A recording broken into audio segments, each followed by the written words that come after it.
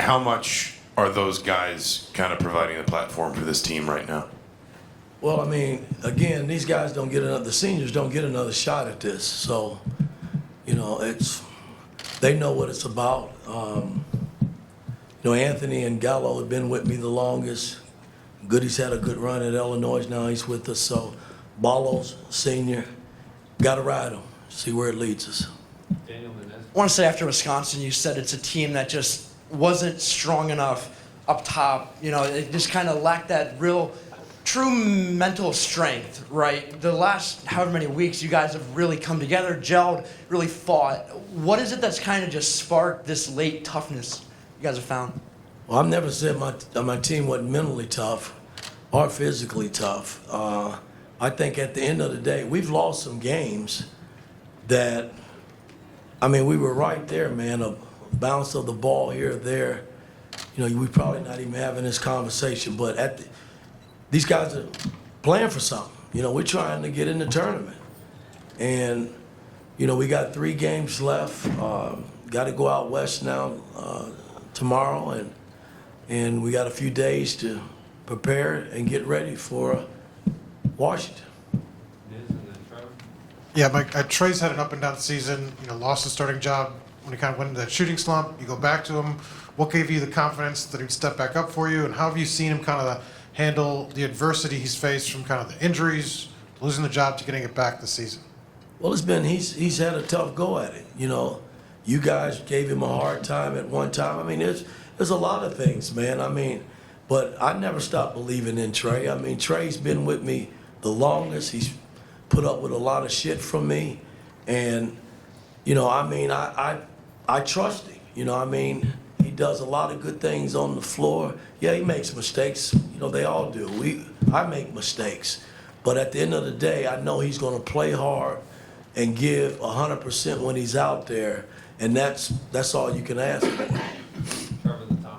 Yeah, Mike, Penn State had a lot of success in the first meeting, going to the basket, and then in the first half. But second half, you guys seemed to shut them down a lot more.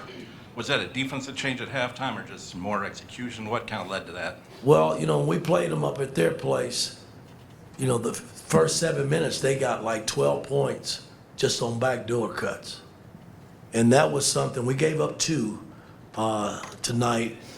That was something that we really focused in on, and we tried to keep you know, their side pick and rolls where they weren't rejecting us and sending it back over the top where all the help was. And they still had some success there, but for the most part, I thought our defense was pretty solid, especially coming down the stretch. I mean, both teams were scoring at will, and like I told them at halftime, it's the team that's going to defend and rebound this half that's going to end up winning the game. And I thought coming down the stretch, we made the defensive stops that we needed.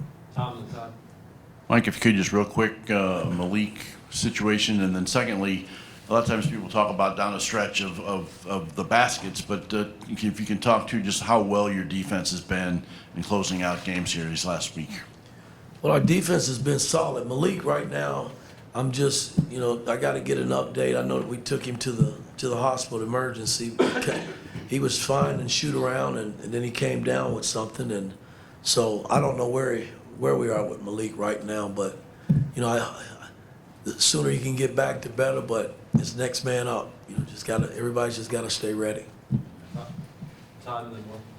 Mike, got some productive minutes out of Kaden Carlisle tonight. What's been your conversations with him to try to keep him kind of going in a positive direction? Stay ready. You know, I mean, stay ready and focus, because you just never know, man. I mean, this game is a funny game, and somebody goes down, and you mad at the coach because he hadn't played you. Now you're not mentally and physically ready to play. And you know, I just tell guys, stay ready. And what minutes you do get, make it the best minutes for our team in terms of helping us win basketball games. If you do that, then I'll come back your way again. Will and then Mike. Coach, Mike, 5 double-digit scores even without Malik, 24 assists, your first time with more than 20 assists since the beginning of December. How important is it for this team to be able to move the ball, to have all these options, and how different does it make your team with that many different options? Well, I mean, it's something that we've been searching for all season. I thought the second half of the Purdue game is the best we played all season defensively. and we scored 48 points. So that meant the ball was moving and guys were sharing the basketball. And tonight, you know, we shared it again. We scored 46 points, and the ball was humping, you know, and that's the way it's got to be. I mean, we just can't rely on one guy. You know, we've had 4 or 5 guys in double figures in 2 straight games, and we're going to need that going forward. Coach, in the final 6 minutes, Trey hit a couple threes, Miles Rice hit a 3. I feel like we're always sitting here asking you, you know, why aren't the threes falling? How good did it feel to actually see clutch ones go down in a moment like that? I've been saying that shit for 3 years.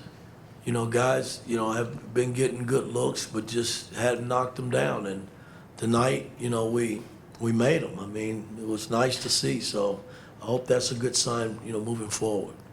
Thanks, Coach.